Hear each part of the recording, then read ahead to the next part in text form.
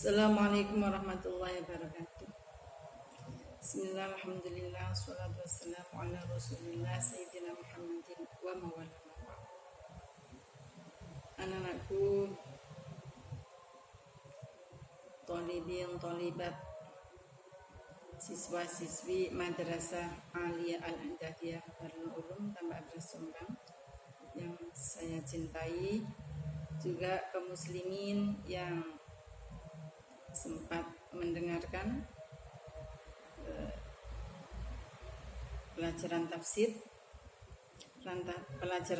untuk anak kami kelas 11 Madrasah Aliyah Al-Andadiyah Darul Ulum 11.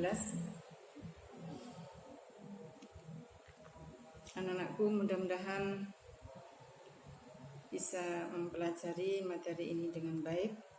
Kita masuk pada Al-Muhadharah As-Sabi'ah wal Ishrun, yaitu materi pembahasan yang ke-27. Ingat bahwa pelajaran kita tafsirnya adalah menggunakan tafsir Rawa'iul Bayan tafsir ayatil ahkam Al-Quran Syekh Muhammad Ali As-Sabuni jilid 1. Sebelumnya mari kita tawassul dulu ila hadratin Nabi Mustafa Muhammadin sallallahu alaihi wasallam wa ala alihi wa sahbihi wa ahbabi azwaji wa dzurriyyatihi wa ahli baitihi wa ila jami'il mu'minina wal mu'minat wal muslimina wal muslimat wal ahya'i minhum wal amwat wa khususan lam al-fadl kita wa jami'il masyayikh syekhina syekh ولجميع والدينا وخصوصا إلى مؤسس هذه المدرسة الشيخ أحمد نصر عبد الرحيم وأصولهم وفروعهم ومشايخهم ولرضا الله تعالى بشفاعة رسول الله صلى الله عليه وسلم. لهم الفاتحة. أعوذ بالله من الشيطان الرجيم. بسم الله الرحمن الرحيم. الحمد لله رب العالمين الرحمن الرحيم مالك يوم الدين إياك نعبد وإياك نستعين اهدنا الصراط المستقيم صراط الذين أنعمت عليهم غير المغضوب عليهم ولا الضالين آمين. Bismillahirrahmanirrahim.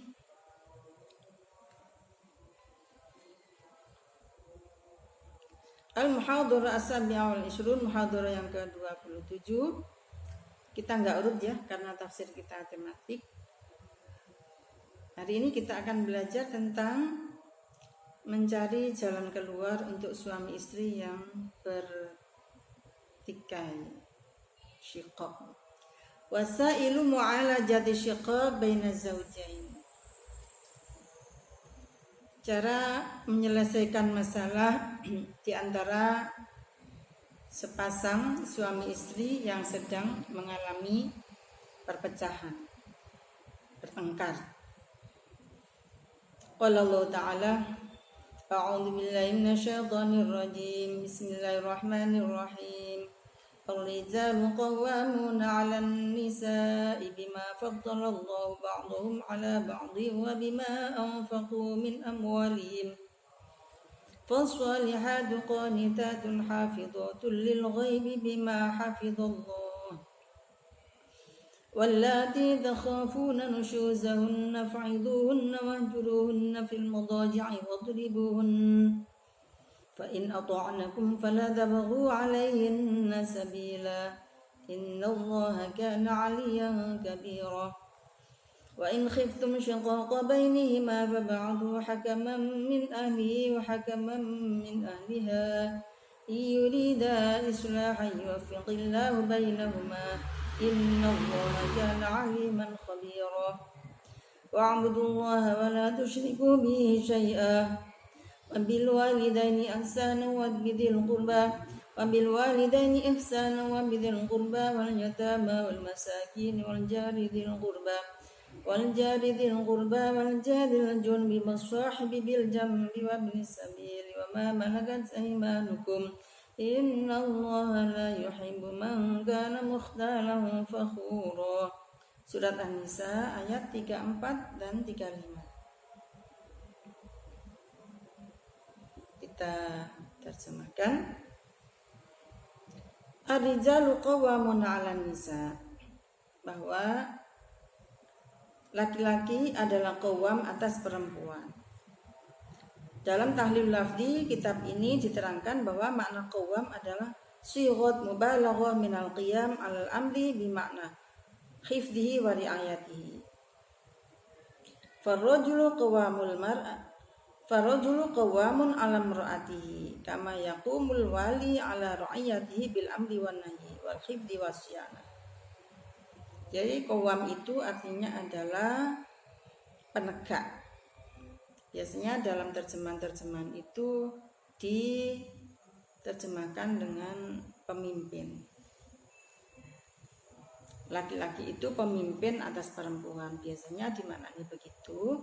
Tapi untuk konteks sekarang, karena para istri, para perempuan itu sudah banyak yang pinter, maka yang penting kalau di dalam keluarga itu bukan persoalan pimpin memimpin, akan tapi saling memimpin. Nah, karena ayat ini ada sabab nuzulnya, maka ya kita pahami berdasarkan sabab nuzul. Menurut pemahaman saya bahwa ayat ini ar-rijalu qawwamun 'alan nisa itu adalah teguran Allah kepada seorang laki-laki yang memukul istrinya. Nanti ada kita baca di dalam sababun nuzul. Bahwa laki-laki itu adalah penegak atas perempuan. Bahwa laki-laki itu adalah pendukung atas perempuan. Ini untuk bisa memberikan makna alternatif dari makna pemimpin. Kalau istrinya itu sudah alimah, sudah sekolah di pesantren, sudah pinter, sarjana lagi, ini saya pikir tidak perlu dipimpin, tapi tinggal diajak serta. Atau bagaimanalah caranya seorang suami itu bisa menjadi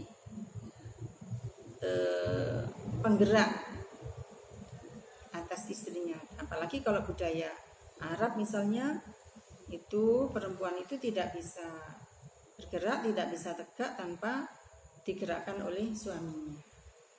Digerakkan dalam arti disupport. Nah, kalau di Indonesia ini sudah banyak perempuan yang aktif, ya saya pikir suami tinggal memberikan komando saja. Nah, sebaiknya begini kayak gitu. Tapi untuk konteks Indonesia ini, kalau dimaknani qawwam sebagai pemimpin itu mungkin tidak terlalu penting ya perempuan dipimpin suaminya. Untuk istri yang sudah pinter, tapi untuk istri yang sudah pinter tidak perlu dipimpin, tapi untuk istri yang belum pinter memang perlu dipimpin. Jadi kondisional. Kalau saya maknani ar-rijalu qawwamun 'alan nisa, bahwa laki-laki itu adalah penegak atas perempuan. Jadi misalnya istrinya itu punya keahlian di bidang keterampilan tata rias misalnya, atau di bidang karya tulis, atau di bidang sebagai seorang mubalighot. Ini suami ini tinggal mendukung saja, nggak perlu memimpin. Misalnya nggak berani, ya tinggal diantarkan. Ayo dik, saya antarkan. Ayo dik, saya dukung. Kamu yang merias, saya yang menata dekorasinya, misalnya seperti itu. Ini namanya qawwam. Tidak mengebiri istrinya, tidak mengkooptase potensi yang dimiliki oleh istrinya. Itu tugasnya ar-rijal, tugasnya laki-laki.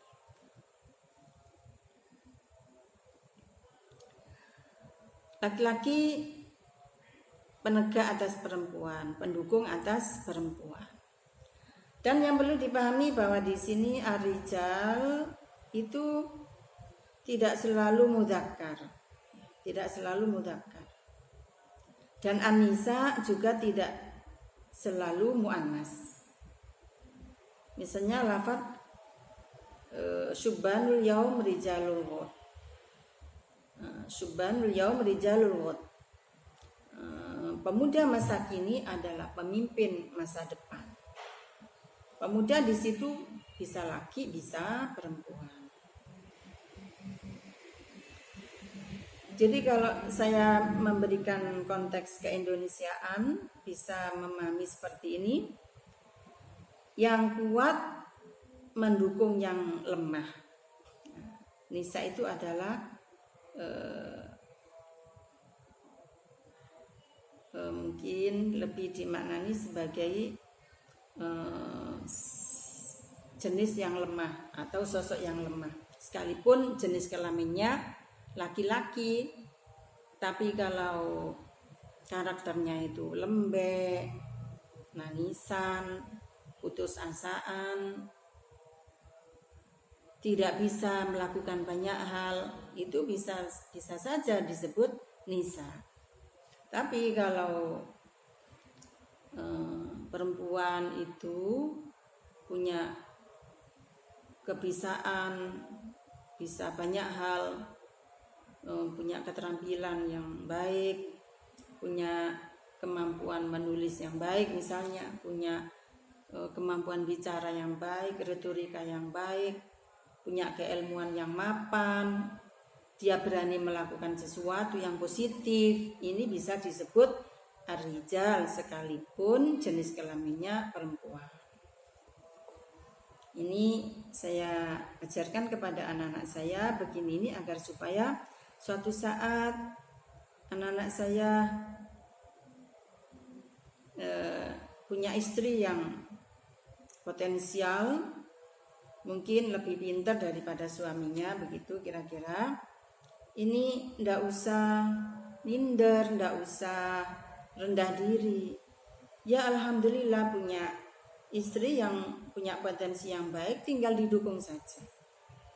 Nah, sebagai seorang suami misalnya punya kekurangan di bidang tertentu, akan tapi pasti punya kelebihan di bidang yang lain. Nah, para suami, anak-anakku ya, nanti kalau laki-laki jadi suami, itu supaya memanfaatkan potensi yang ada di dalam dirinya, sehingga antara suami istri ini bisa sama-sama jalan bermusabakoh untuk mencapai sebuah kebaikan,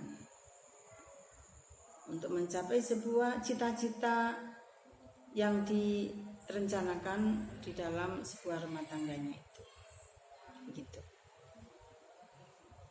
Jadi seyogyanya dalam konteks sekarang ini kita tidak selalu memaknani laki-laki pemimpin atas perempuan, karena perempuan sudah banyak yang pintar, ya.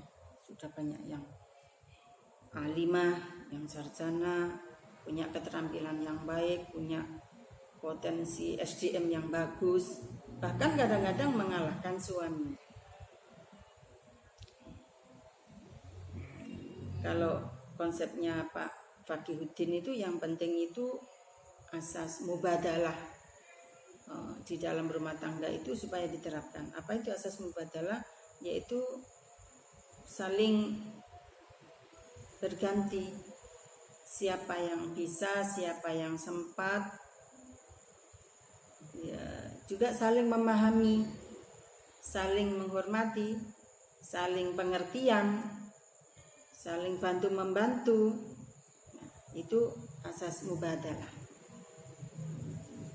Ini akan lebih maslahat untuk membina rumah tangga daripada ketika ar-rijal itu dimaknani sebagai laki-laki itu memimpin atas perempuan sebagaimana seorang penguasa menguasai rakyatnya. Itu saya kira kalau dipahami seperti itu tidak bagus. Nanti akan timbul karakter suami yang terlalu menekan kepada istrinya, menguasai istrinya, sebagaimana seorang pemimpin menguasai rakyatnya, seorang penguasa menguasai rakyatnya. Saya pikir kalau di dalam konteks rumah tangga itu lebih maslahat kalau kita terapkan asas mubadalah. Siapa di antara suami istri itu yang punya peluang, punya kebisaan, punya potensi, punya sumber daya, itu yang ditonjolkan itu. Jadi bukan laki-laki atau keperempuanan, kelelakiannya atau keperempuanannya. Jadi yang ditonjolkan adalah kelebihannya masing-masing. Di sini ada bima faddalallahu ba'dhum ala ba'd. Karena masing-masing laki dan perempuan itu mempunyai kelebihan yang tidak dimiliki oleh yang lain. Wa bima anfaqu min amwalihim. Nah, kenapa tadi di sini ar-rijal, kalau memang itu dimaknani laki-laki, itu dijadikan sebagai qawwam, ya karena laki-laki itu harus memberikan nafkah dari hartanya itu kepada istrinya. Kalau misalnya lafaz ayat fadlallahu ba'dhum ala ba'din misalnya dimaknani karena masing-masing, karena misalnya laki-laki itu punya kelebihan atau lebih afdol dibanding istrinya misalnya. Itu karena laki-laki itu memberikan nafkah kepada istrinya dari hartanya laki-laki itu. Tapi suatu saat keadaan bisa berganti, di mana istri bisa lebih kuat daripada suaminya. Makanya itu lafaz faddalallahu ba'dhum ala ba'din ini saya lebih cenderung memaknaninya karena masing-masing punya kelebihan yang tidak dimiliki oleh yang lain. Laki-laki punya kelebihan, perempuan punya kelebihan. Dan dari kelebihannya itu kemudian mereka memberikan nafkah kepada keluarganya. Jadi ini ayat menurut saya adalah teguran kepada laki-laki, wong dijadikan qawwam kok malah mukul gitu. Jadikan pendukung di dalam rumah tangga untuk menjadi pendukung istrinya kok malah memukul. Fasolihatu, wanita yang solihat adalah qanitatun, wanita yang taat. Hafidhatun, yang menjaga diri, lil ghaibi, ketika tidak bersama suaminya.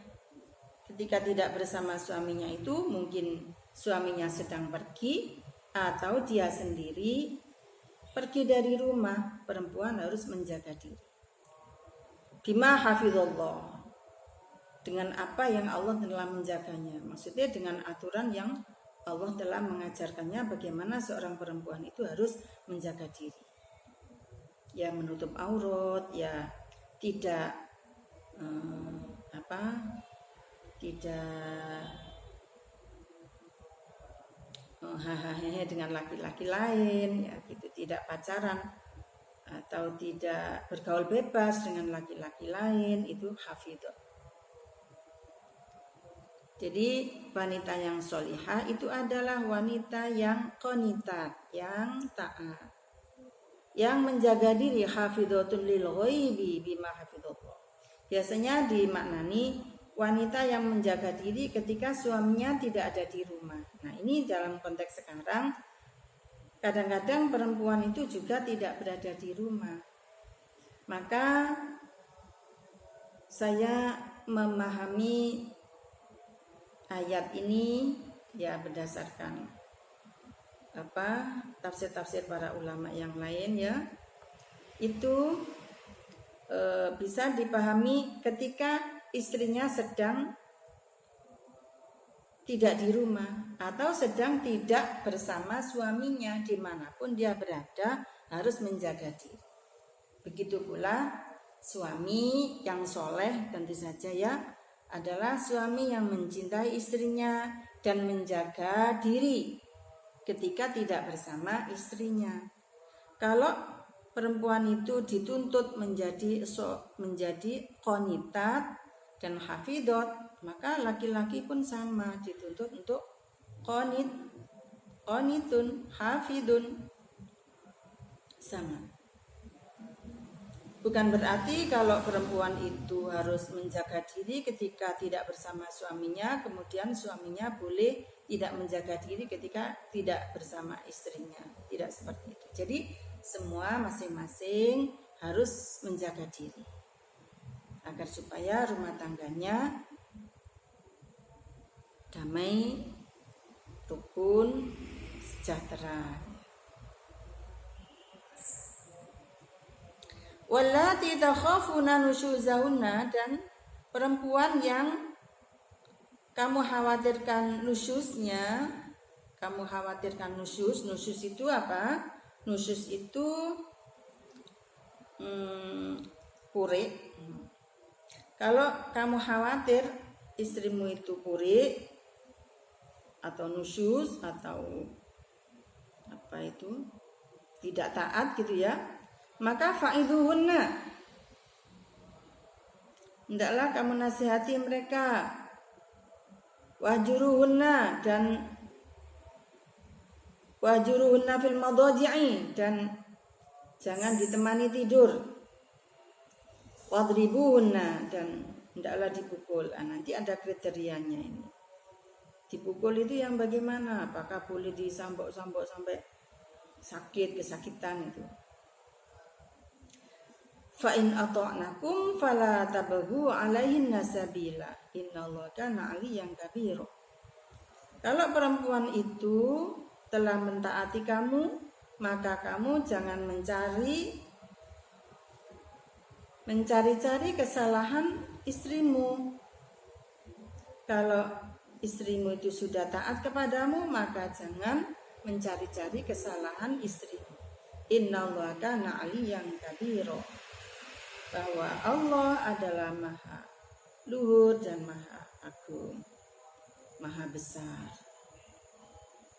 Betapa Al-Quran itu mengatur sedemikian rupa tentang muasyarah baina zaujain. Nah, kalau perempuan itu dituntut untuk kriteria sholihat itu harus qanitat hafidhat lil ghaibi, bagaimana dengan laki-laki dituntut ya sama. Ya qanit, ya hafid, ya wa'ashiruhunna bil ma'ruf. Itu syarat suami yang ideal adalah yang muasyarahnya terhadap istrinya itu adalah ma'ruf. Kalau mukulan berarti tidak ma'ruf. Kalau pelit berarti tidak ma'ruf. Kalau suka mengkooptase istrinya tidak ma'ruf. Kalau menghalangi istrinya untuk talabul ilmi itu juga tidak ma'ruf. Pokoknya semuanya diselesaikan bersama-sama, duduk berdua menyelesaikan masalah. Tidak boleh ada yang merasa tertekan, tidak boleh ada yang merasa tidak nyaman di dalam rumah tangga itu. Ini namanya ma'ruf. Suami tidak boleh mentang-mentang sebagai laki-laki dengan dalil ar-rijalu qawwamuna 'alan nisa, tidak boleh. Nanti bisa pecah rumah tangganya itu. Makanya itu ayat ini akan lebih afdol, akan lebih maslahat di dalam rumah tangga apabila dipahami secara mubadalah, kesalingan, saling menghargai, saling menghormati, saling membantu, saling memahami, saling. Fa in khiftum shiqaqa bainihima, kalau kamu khawatir terjadi perpecahan di antara suami istri itu, fa ba'athu hakaman min ahlihi wa hakaman min ahliha. Hendaklah kalian mengirim hakam dari pihak laki-laki, satu hakam dari pihak laki-laki dan satu hakam dari pihak perempuan. Hakam yang disebut di sini adalah penengah atau orang yang bertugas untuk membantu menyelesaikan masalah, yang disebut dengan hakamain.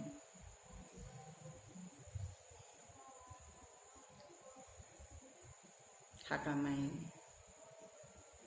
Iyurida islahan yuwafiqillahu bainahuma.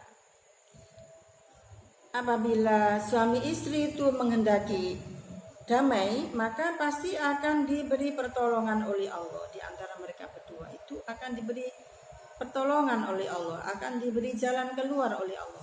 Kalau masing-masing legowo, terbuka untuk sama-sama ingin mempertahankan rumah tangga. Innallaha kana aliman khabira, bahwa Allah Maha Alim dan Maha Khabir. Khabir itu niti-niti, ya, mengetahui sampai yang sedetail-detail.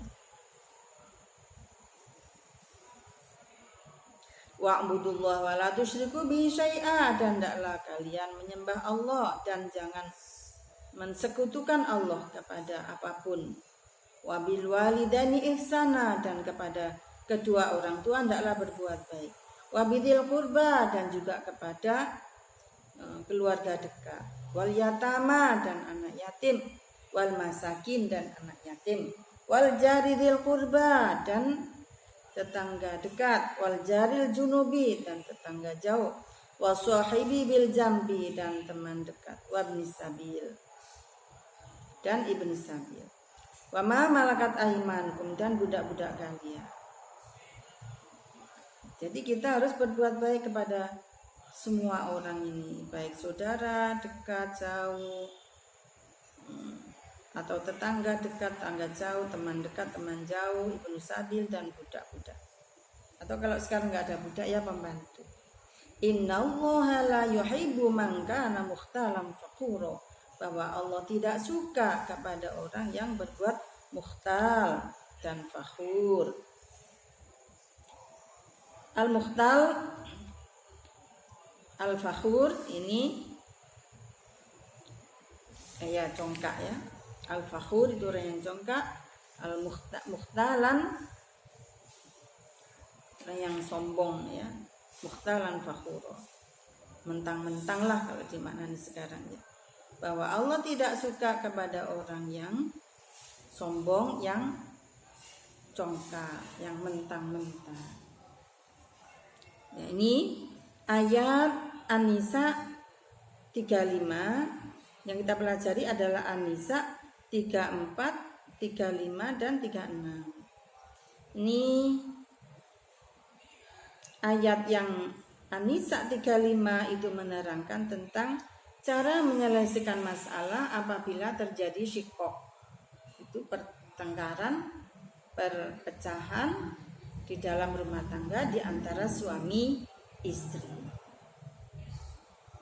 Caranya adalah dengan menghadirkan hakam dari pihak laki dan hakam dari pihak perempuan. Untuk bertugas sebagai mediator, penengah, bermusyawarah untuk turut serta menyelesaikan masalah rumah tangganya laki-laki dan perempuan. Nah, sebelum sampai terjadi perpecahan biasanya ada gejala-gejala yang tidak baik, yaitu disebut dengan nusyuz. Misalnya istri itu kok cemberut, istrinya itu cemberut atau lari pulang ke rumah orang tuanya, pokoknya tidak taat pada suaminya. Kalau diajak tidur dia nggak mau gitu ya, nggak mau. Dia lebih memilih di kamar sebelah tidur sendirian misalnya. Supaya dinasihati, jangan dimarah-marah ya. Pertama dinasihati, kalau dinasihati nggak mempan maka wahjuruhunna fil madaji'. Jadi yang tidak ditemani tidur, biar tidur sendiri-sendiri aja. Kenapa di sini Allah memfirmankan wahjuruhunna fil madaji'? Ya kalau perempuan sekarang mungkin tidur sendiri lebih nyaman ya. Tapi kalau dulu pada zaman Rasulullah itu kalau tidur sendiri ya tidak berani perempuan itu. Karena apa? Karena rumah-rumah mereka itu kebanyakan terdiri dari batu-batu ya. Kemudian tidak ada pintunya. Sehingga kalau tidak ada orang laki itu dikhawatirkan diganggu orang dari luar. Diganggu penjahat. Terus tidak ada lampu seperti sekarang ini. Tidak ada lampu, jadi perempuan itu takut kalau malam itu takut gelap. perempuan kan takut gelap ya, termasuk saya ini takut gelap. Nah, makanya kalau zaman dulu perempuan tidak ditemani tidur itu sudah takut. Nah kalau sekarang perempuan mungkin nyaman kalau tidur sendiri gitu ya, mungkin seperti itu. Dan ayat ini bisa dipahami kontekstual ya, misalnya tidak harus dipisahi tidur, jadi misalnya dibuat apalah, diperlakukan bagaimana, yang penting perempuan itu cerah. Wadribuhun itu juga dipukul. Pukul itu juga tidak harus fisik ya, mungkin juga dibuat cerah saja. Apa yang menyebabkan perempuan itu menjadi taat kembali? Banyak cara sebetulnya. Jadi di sini tergantung bagaimana para suami itu punya kreativitas untuk menaklukkan istrinya, punya cara yang jitu untuk menaklukkan istrinya. Nah yang harus dikaji juga adalah kenapa perempuan itu sampai nusyuz. Ini tidak hanya diserahkan kepada perempuan saja, tapi juga mungkin kesalahannya laki-laki. Jadi masing-masing suami istri harus introspeksi. Jangan disalahkan, kesalahannya jangan dibebankan kepada perempuan saja. Untuk anak-anakku, murid-muridku semua, saya ajarkan mana Al-Quran dengan pemahaman seperti ini. Diharapkan nanti anak-anak kalau menjadi orang dan sudah menjadi bapak atau ibu yang sudah berumah tangga, itu nanti kelak bisa memimpin keluarganya dengan baik. Misalnya Ibu, tolong ambilkan. Lantang. Sebentar.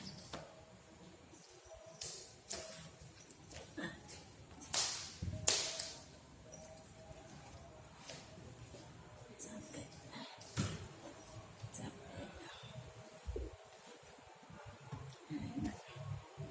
Nah, kita lanjutkan. Jadi untuk yang laki-laki nanti kalau menjadi bapak rumah tangga ya jangan mentang-mentang ya. Kalau istri kalau menjadi nyonya, jadi dari seorang suami juga jangan jangan mentang-mentang juga. Jadi biasakan dengan menyelesaikan masalah, duduk bersama, mencari jalan keluar yang terbaik. Ingat kalau punya anak itu juga kasihan anaknya. Nah, kalau terjadi perpecahan itu problemnya bukan hanya problem suami istri saja, tapi nanti menjadi putus hubungan antara dua keluarga itu. Jadi sebisa-bisanya kita ini mempertahankan rumah tangga kita. Alhamdulillah saya ini sudah diberi oleh Allah kemampuan mempertahankan rumah tangga selama 35 tahun lebih. Kemarin bulan Januari ibu merayakan ulang tahun perkawinan yang ke-35. Dan alhamdulillah selama 35 tahun dalam perkawinan itu saya sama Abah tidak pernah bertengkar, apalagi untuk persoalan-persoalan material atau persoalan apa ya, pokoknya semuanya kita selesaikan di dalam kamar. Tidak ada persoalan yang sampai muncul di permukaan, dan itu pun hanya persoalan yang ringan-ringan. Karena apa? Karena kita menerapkan asas mubadalah, asas kesalingan di dalam rumah tangga, dan asas wa'ashiruhunna bil ma'ruf.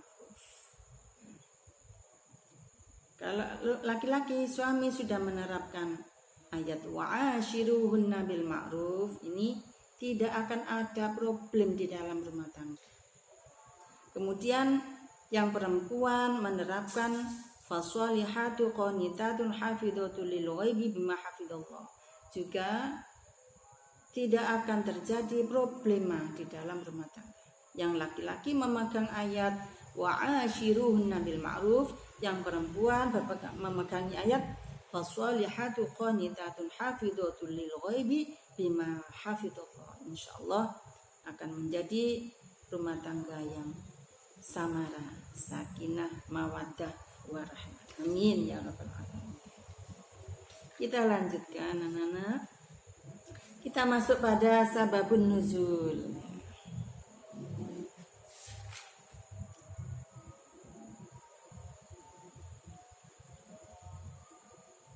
Jadi ayat tadi itu punya sebab nuzul, sebab yang mendahului turunnya ayat. Nazalat al-ayatul karimah fi Sa'ad bin Ar-Rabi' ma'amru'atihi Habibah bint Zaid. Ayat ini turun dalam kasusnya Sa'ad bin Ar-Rabi' beserta istrinya yang namanya Habibah bint Zaid. Wa kana Sa'ad minan nuqaba wa huma minal ansor. Dan saat itu termasuk orang yang orang yang terhormat ya, dan mereka sama-sama dari golongan Ansor, itu asli Madinah. Wadhalika annaha nasyazat alaihi falatumaha. Yang demikian itu bahwa istrinya saat yang namanya Habibah bint Zaid ini nusyuz, kemudian ditapuk pipinya ini oleh Sa'ad bin Ar-Rabi'. Bayangkan kalau Habibah itu misalnya perempuan cantik, misalnya juga bodinya kecil gitu ya. Kemudian yang Sa'ad itu gede tinggi, kemudian tangannya besar. Bayangkan kalau ini melayang sampai ke pipinya perempuan. Hasbunallah. Kemudian bapaknya nggak terima. Fantolaqo abuha ma'aha ila Nabi sallallahu alaihi wasallam. Maka kemudian bapaknya Habibah yaitu Zaid dan Habibah sowan kepada Nabi sallallahu alaihi wasallam. Faqala, maka Zaid berkata, matur kepada Rasulullah. Afrashtuhu karimati falatomaha, ya Rasul, saya itu mengawinkan anak kesayangan saya, namanya Habibah. Saya kawinkan kepada Sa'ad bin Ar-Rabi'. Kok saat ini nabuk anak saya yang saya sayangi.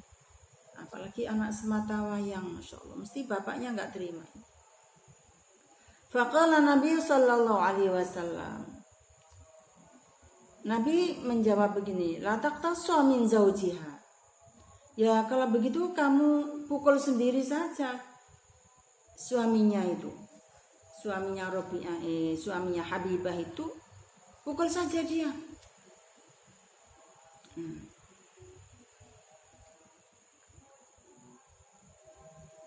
Berarti ini menurut pendapat Rasulullah itu kalau orang mukul ya harus dipukul, dikisos. Pukul ya balasannya pukul, wajah ya balasannya wajah. Itu menurut Rasulullah. Tapi Allah berbicara lain. Fansorofat ma'a abiha litaqtasu minhu. Kemudian Habibah pulang dari rumahnya Rasulullah beserta ayahnya untuk menuju rumahnya Sa'ad bin Ar-Rabi', suaminya tadi. Dengan penuh semangat dan emosi untuk mau balas dendam kepada Sa'ad bin Ar-Rabi'. Baru sampai di depan rumah Rasulullah, faqala Nabi sallallahu alaihi wasallam, irji'u hadza Jibril atani. Sini balik. Habibah dan Zaid sini. Ini Jibril baru saja datang kepadaku. Wa anzalallah ar-rijalu qawwamuna 'alan nisa. Apakah ayat ini kemudian melarang perempuan untuk mendendam atau mengkisos kepada suaminya? Ya, karena apa? Kalau satu tabukan itu, satu pukulan dibalas dengan satu pukulan, nanti akan muncul pukulan baru dan akan ada kisos baru. Nah, berarti kan ada 2 kali pukulan. Terus yang satu mukul lagi satu lagi, yang satu mukul lagi satu lagi. Jadi tidak ada penyelesaian masalah. Jadi kisos di dalam rumah tangga itu tidak menyelesaikan masalah. Ijtihadnya Rasulullah berbeda dengan hukum yang sangat bijak dari Allah Subhanahu wa taala. Di mana di sini rijalnya yaitu Sa'ad bin Arabi tadi ditegur oleh Allah. Wong laki-laki disuruh menjadi qawwam kok malah mukul. Cukup sebagai teguran saja. Dan ini lebih mengkisos. Ayat yang turun dari Allah melewati malaikat Jibril dalam kasusnya Habibah dan Sa'ad ini cukup sebagai pukulan bagi Sa'ad. Cukup sebagai pukulan bagi Sa'ad. Kalau laki-laki gentle itu menjadi Sa'ad bin Arabi dalam hal ini itu malu. Kenapa menjadi bapak rumah tangga sampai ditegur oleh Allah Subhanahu wa taala dengan ayat ar-rijalu qawwamuna 'alan nisa. Nah, ketika apa yang didawuhkan oleh Nabi itu berbeda dengan apa yang didawuhkan oleh Allah Subhanahu wa taala, faqala Nabi sallallahu alaihi wasallam aradna amron wa aradallahu amron. Saya punya kehendak tapi Allah punya kehendak yang berbeda. Waladhi aradallahu khairun, dan yang dikehendaki oleh Allah itu lebih baik. Warafa'al qisos, warufi'al qisos, dan dihilangkannya itu kisos. Jadi Zaid tadi tidak jadi membalas kepada Sa'ad bin Arabi. Kenapa? Kalau terjadi tabukan, jadi tabuk menabuk. Tabuk menabuk terus akan menimbulkan dendam. Tapi kalau di sini misalnya ayat ar-rijalu qawwamun 'alan nisa ini, kalau memang pada saat itu Habibah binta Zaid ini butuh untuk dipimpin, butuh untuk ditegakkan posisinya sebagai seorang perempuan yang di Arab pada saat itu posisinya sebagai makhluk nomor 2, maka di sini saat dituntut untuk menegakkan posisi istrinya dalam rumah tangga, dituntut untuk menguatkan mentalnya istrinya di dalam rumah tangga, dituntut untuk melakukan yang terbaik kepada istrinya, kok malah dipukul. Nah, ini teguran dari Allah. Malu ini kalau betul-betul Sa'ad bin Arabi ini faham tentang ayat ini, maka dia akan malu kepada Allah Subhanahu wa taala dan malu kepada dirinya sendiri. Makanya itu jangan sekali-kali anak ibu pukul istrinya. Atau siapapun, anak perempuannya, adik perempuannya, jangan sekali-kali dipukul. Juga jangan mukul orang lain. Karena itu adalah termasuk kekerasan. Jadi kalau memang persoalan yang bisa dipecahkan dengan duduk bersama, diselesaikan saja dengan duduk bersama, tidak dengan kekerasan, karena nanti akan menimbulkan persoalan baru yang lebih besar, gitu ya. Oke. Sekarang masuk pada al-ahkam asy-syar'iyyah. Nah, kalau misalnya anak-anak itu memahami seperti pada tafsir-tafsirnya para ulama yang sudah ada itu, ayat bima faddalallahu ba'dhum ala ba'din ini dipahami bahwa perempuan itu, bahwa laki-laki itu 1 derajat di atas perempuan. Ya, kalau kalian mau memahami seperti itu ya enggak apa-apa. Tapi harus konsisten.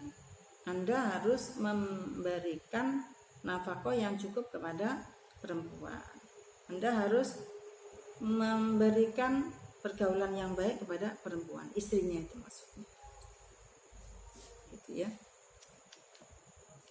Lah kefadolan itu apakah hilang ketika suami suatu saat tidak bisa memberi nafkah? Kemudian nafkah itu yang mencari adalah istrinya. Misalnya suaminya sudah sakit, tidak bisa nyari nafkah, kemudian yang nyari nafkah itu istrinya. Apakah ini mengurangi kefadolan rijal atau suaminya? Ya iya. Yang afdol siapapun yang memberi nafkah itu adalah yang afdol. Jadi yang seperti itu. Makanya saya lebih cenderung ar-rijal itu adalah bisa laki, bisa perempuan, tapi yang punya kekuatan. Nah, nisa itu bisa laki, bisa perempuan, tapi yang lemah. Kalau perempuan masih dalam posisi kuat, punya kekuatan yang bisa cari nafkah, bisa berbuat banyak hal untuk keluarganya, bisa disebut rijal. Lah kalau suaminya sudah loyo, tidak bisa bekerja, dia mengandalkan hasil kerja keringat istrinya, yaitu dia rijal mudzakkar, tapi dia nisa. Terserah anak-anak nanti boleh setuju boleh tidak, karena ini adalah penafsiran alternatif. Tapi saya harap anak-anak terbuka untuk memahami tafsir yang kontekstual, tafsir yang lebih cocok untuk kehidupan sekarang, agar supaya rumah tangga kita menjadi rumah tangga yang sakinah mawaddah warahmah. Jadi asas mubadalah itu yang diterapkan. Nah, itu ajarannya Pak Dr. Fakihuddin. Al-ahkam asyariyah. Nah, ini al-ahkam asyariyah. Ini silakan untuk yang al-hukmul awal bisa dibaca sendiri.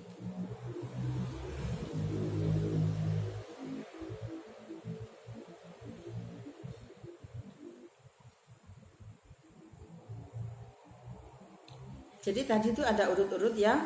Yang pertama itu kalau terjadi kasus nusyuz, istrinya nusyuz, maka yang pertama adalah dinasihati, yang kedua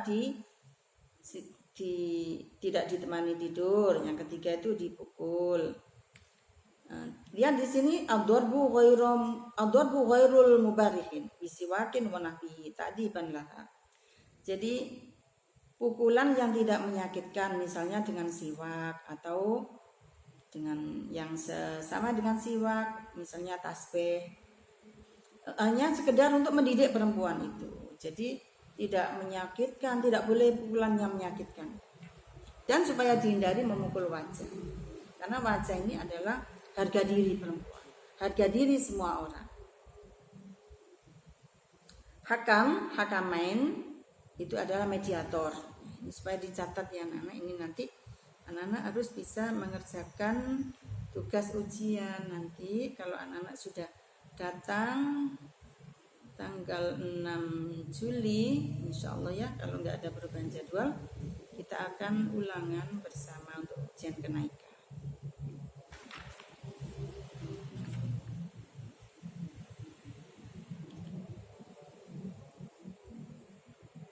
Saya langsung masuk pada al-hukmu tsani.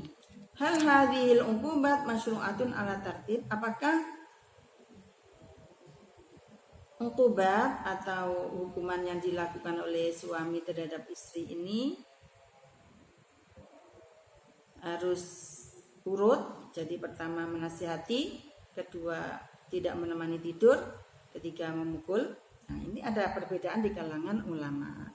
Mari kita simak bersama-sama. Jadi ini juz 1 ya. Muhadharah sabi awal isrun. Jangan lupa anak muhadharah yang ke-27. Al-hukmu tsani, hal hadil uqubat masyru'iyatun ala tartib? Apakah uqubat yang dilakukan oleh suami tadi berturut-turut atau boleh langsung masuk pada pukulan gitu ya? Ikhtalafal ulama fil uqubat al-warida fil ayatil karimah hal ya masyru'atun ala tartib amla. Ulama berbeda pendapat mengenai uqubat yang ada di dalam ayat tadi, apakah disyariat apakah disyariatkan secara tertib atau tidak. Faqala jama'atun min ahli ilmi innaha ala tertib. Mayoritas ahli ilmu, ya ilmu tafsir ya, ilmu memahami makna Al-Quran, bahwa hukubat tadi dilakukan harus secara urut. Jadi kalau bisa dengan dinasihati, tidak boleh dengan disingkiri tidurnya. Disingkiri itu ya tidak ditemani tidur. Jadi kalau bisa dinasihati, tidak boleh mengambil langkah yang lebih berat dalam hukum istri. Fal wa'du inda khaufin nusyuz. Nasihat itu ketika dikhawatirkan nusyuz, urik. Wal hajru inda duhuri nusyuz. Dan hajru yaitu tidak menemani tidur itu ketika istrinya sudah melakukan nusyuz, sudah purik, sudah tidak taat lagi pada suami. Tsumma darbu, kemudian dipukul. Wala yubahu darbu inda ibtida'in nusyuz. Tidak boleh melakukan pukulan ketika pada pertama kalinya nusyuz, baru gejala-gejala purik gitu. Wa hadza madzhabu Ahmad. Ini madzhabnya Imam Ahmad. Wa qala Syafi'i, dan menurut Imam Syafi'i yajuzu darbuha fi ibtida'in nusyuz. Yajuzu darbuha fi ibtida'in nusyuz. Boleh mukul istri ketika pertama kalinya ada gejala nusyuz. Kenapa mereka berbeda? Wa man sya'ul khilaf bainal ulama ikhtilafum fi fahmil ayat. Munculnya perbedaan pendapat di antara para ulama ini adalah karena pemahaman mereka di dalam memahami ayat. Faman ra'a tartib qala innal wawa la taqtadi tartib bal ya limutlaqil jam'i. Bagi ulama yang mengatakan bahwa hukubat tadi harus tertib, jadi dinasihati dulu, kemudian kalau tidak mau dinasihati, tidak taat, baru kemudian ditinggal tempat tidur, tidak ditemani tidur, ya gitu tertib itu ya. Dan yang ketiga dipukul, itu tertib.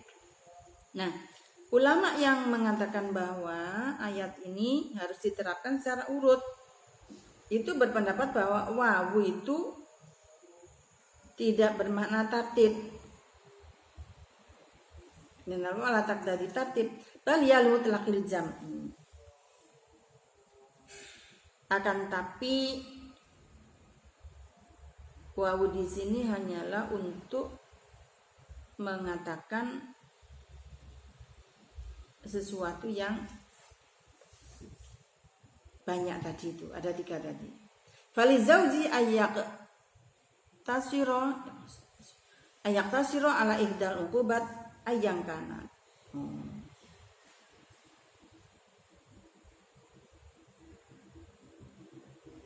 Bahwa bagi suami boleh mengambil salah satu dari jenis uqubat tadi itu. Yang mana terserah, mau pilih salah satu. Walahu ayat jemaah bainahuma, dan baginya boleh bersama-sama, ya dinasihati, ya disingkiri tidurnya, ya dipukul. Ya. Ingat, pukulan yang tidak menyakitkan. Nah, ayat dorbu ini yang seringkali membuat orang itu, orang laki-laki terutama, itu merasa sombong, merasa besar hati, kadang-kadang merasa besar kepala, bahwa kaum laki-laki itu diberi peluang oleh Allah untuk memukul istrinya, seakan-akan begitu. Sehingga kadang-kadang kemudian mereka melakukan pukulan kepada istrinya atas nama ayat fadribun. Nah, ini kasihan ayatnya Allah ini dipakai mainan.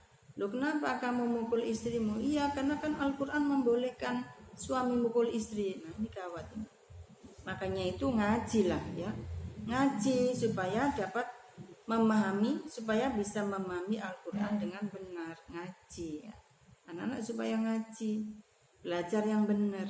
Kalau tidak belajar yang benar, akhirnya menyalahgunakan ayat ini untuk semau gue terhadap istrinya. Kenapa sejak tadi yang dibicarakan suami istri? Memang konteksnya ayat ini kan turunnya kan kasus suami istri. Nah, kalau dalam persoalan politik, apakah ayat ini bisa dibawa kepada persoalan politik? Ya, saya pikir terlalu jauh untuk membawa ayat ini ke persoalan politik, karena ini adalah ayat khusus diturunkan untuk mengatur problema rumah tangga. Makanya di sini judulnya adalah wasailu mu'alajati syiqaq baina zawjain. Wasailu mu'alajati syiqaq baina zawjain. Saya pikir untuk bab ini itu saja. Dan untuk anak-anak supaya melajari ayatnya pula ya. Kemudian istilah-istilah tadi supaya dipelajari. Kemudian saya ingin anak-anak membuat tugas. Nah, nanti tugasnya saya kirim lewat MAI, lewat nanti anak-anak bisa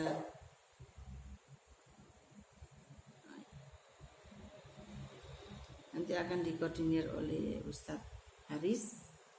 Masalah soal ujian, masalah tugas-tugas nanti akan dikirim lewat MAI, dan mudah-mudahan anak-anak sekalian bisa belajar dengan baik, bisa memahami ayat ini dengan baik. Nanti ada tugas untuk anak-anak itu ya. Nanti ada tugas juga akan saya kirim via email ya. Oke. Terima kasih anak-anak kelas 11. Anak kelas 11 yang saya sayangi, yang saya kasihi. Mudah-mudahan kita semua selalu dalam lindungan Allah Subhanahu wa taala. Mudah-mudahan anak-anakku nanti kalau berumah tangga diberi oleh Allah rumah tangga yang sakinah mawaddah warahmah. Mudah-mudahan keluarga anak-anakku, bapak ibunya juga diberi menjadi keluarga yang sakinah mawaddah warahmah. Karena kalau sakinah mawaddah warahmah itu berakhir dengan berkah. Sampai di sini mari kita tutup dengan bacaan Al-Fatihah. A'udzubillahi minasyaitonirrajim. Bismillahirrahmanirrahim. Alhamdulillahirabbil alamin. Arrahmanirrahim. Maliki yaumiddin. Iyyaka na'budu wa iyyaka nasta'in. Ihdinas siratal mustaqim. Siratal ladzina an'amta 'alaihim ghairil maghdubi 'alaihim waladdallin. Wallahul muwaffiq ila aqwamit thoriq. Wassalamualaikum warahmatullahi wabarakatuh. Oh ya, ini adalah materi yang terakhir anak-anak. Jadi kita nanti belajar mulai dari ta'addudu zaujat, kemudian al-muharramat minan nisa, dan mu'alajatu syiqaq baina zawjain. Saya pikir itu mudah-mudahan bermanfaat, dan supaya anak-anakku saling kontak di antara temannya biar saling bekerja sama untuk memahami ayat ini. Terima kasih. Kurang lebihnya mohon maaf, dan selamat Idul Fitri, mohon maaf lahir dan batin. Allahumma sholli ala sayyidina Muhammad.